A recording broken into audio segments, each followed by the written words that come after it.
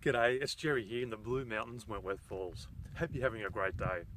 Well, I've come up here in the Blue Mountains with my wife Mary, which I'll be introducing later in the video, and we decided to come up here for a bit of a drive. It's such a beautiful day, and I thought I might stop off at this one particular location. Why am I here? Well, this is a very special place because it wasn't so long ago that I used to live in this area. I used to live about a kilometre away from here, and I used to go on my regular walks. And on one of my regular walks, I happened to discover a wild population of native carnivorous plants. And I still remember to this day just how excited I felt because I'd read up so much about these plants. I knew they grew in this area, but I never actually saw them out in the wild. And to happen to see them by chance, it really was a thrilling experience. Now, before we have a closer look at these plants, I just wanted to let you know that I did a Facebook post about these very same plants where I am right here, and at the time it was a really dry period. They were going through a really hard time and they were hardly recognizable. They were quite shriveled up. They didn't have any dew on the leaves. They didn't have much color, and I'm curious to see what they look like now because since that time we've had a bit of rain. Now, for those of you who don't know, sundews are called sundews because the leaves themselves are covered in a dew-like material called mucilage.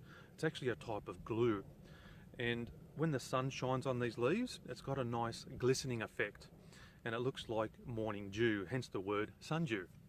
Now, to insects, this dew looks like nectar, hence why they get attracted to these plants or to the leaves.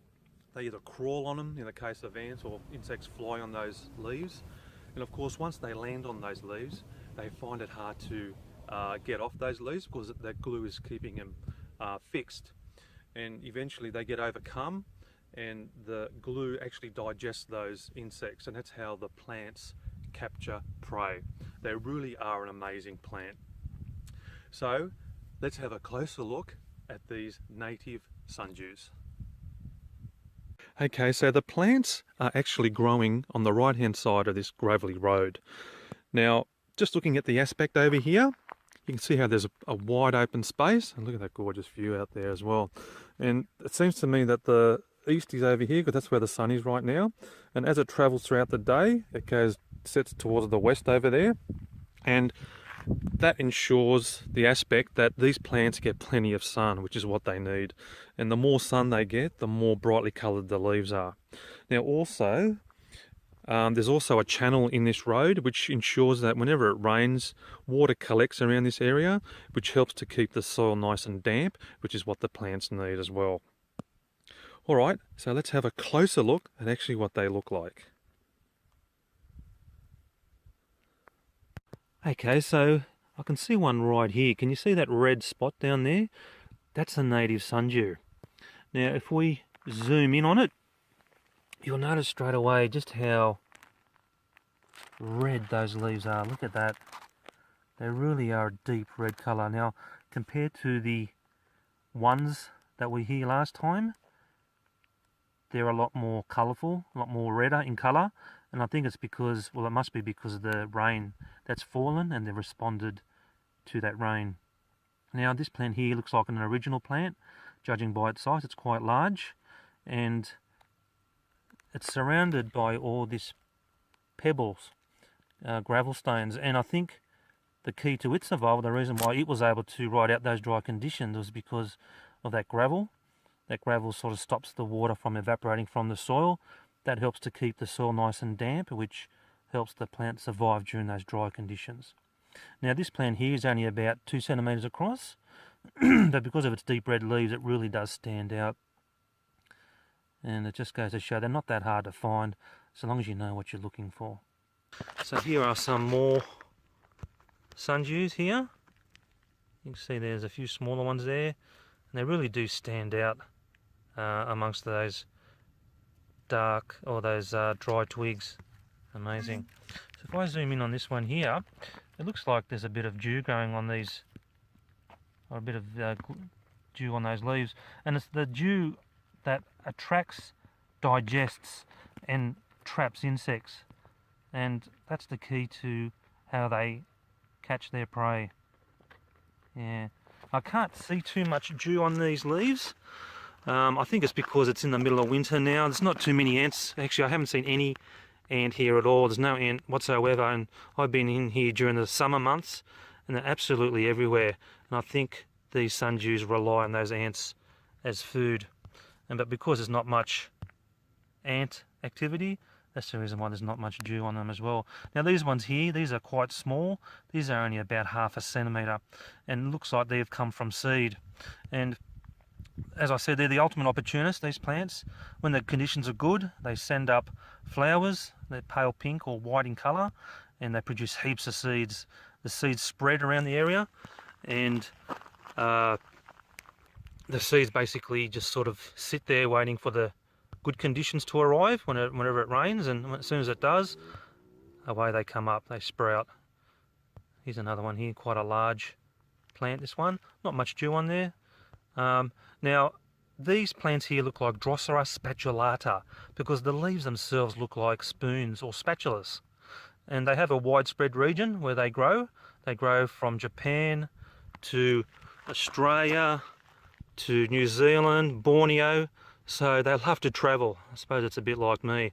And because of their diversity where they come from, they're quite diverse in how their leaves look depending on where they are. So these sundews here in the Blue Mountains are quite unique in their shape and form.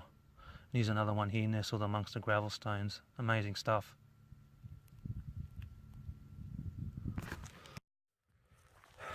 Hi everyone, it's Jerry here with my beautiful wife Mary, and we're here in Wentworth Falls, Blue Mountains, and we're going to go to the place where I used to go and get some rainwater for my carnivorous plants. Now, a couple of years ago, I used to live in this area, not so far away from here, so about 1 kilometre away. And this is a very, very special place for me. It's beautiful, and just wanted to show you just how beautiful this place is. And look at that. Look at this view out here. Absolutely stunning.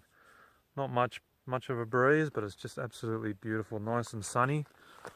And up around that area up there, that's where I used to live, one of those houses. So it's not so far away at all. And this is the road where we've just come from.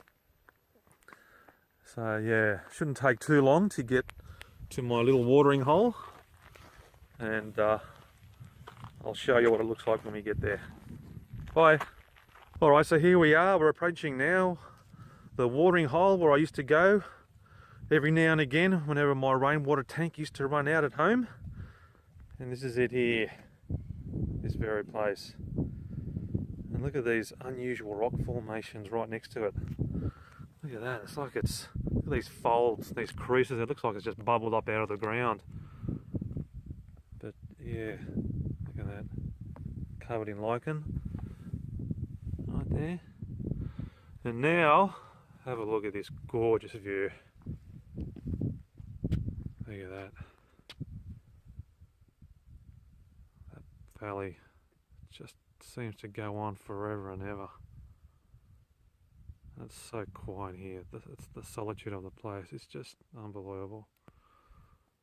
Just looking down here. What do you reckon, lovey? Looking good, eh? Really beautiful. Yeah, couldn't have picked a better day.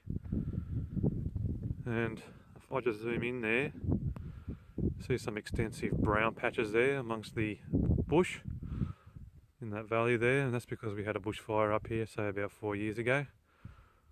And I'm pretty sure the trees and all that are recovering because they're adapted to the fire here. But yeah, it's hard to miss that brown patch down there. And moving along, see another hole, watering hole here. Obviously we've had a bit of rain here, and it's really collect up around here.